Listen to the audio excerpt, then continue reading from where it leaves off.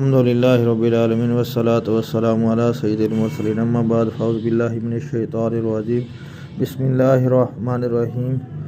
اللہ تعالیٰ کے آخری نبی حضرت محمد صلی اللہ علیہ وآلہ وسلم نے ارشاد فرمایا، جنت میں ایک دروازہ ہے جسے ریان کہا جاتا ہے، اس دروازے سے قیامت کے دن روزہ رکھنے والے ہی داخل ہوں گے، ان کے علاوہ کوئی اور داخل نہیں ہوگا۔ کہ روزہ رکھنے والے کہیں گے پھر وہ اس دروازے سے داخل ہوں گے، اور جب روزہ رکھنے والے میں آخر داخل ہو جائے گا تو وہ دروازہ بند کر دیا جائے گا اور پھر کوئی اس دروازے سے داخل نہیں ہوگا۔ ایک اور روایت میں ہے کہ رسول اللہ صلی اللہ علیہ وآلہ وسلم نے ارشاد فرمایا، جس آدمی نے ایک دن اللہ تعالیٰ کے راستے میں روزہ رکھا، اللہ تعالیٰ دوزخ کی آگ اس کے منہ سے 70 سال کی مسافت کے لیے دور کر دے گا۔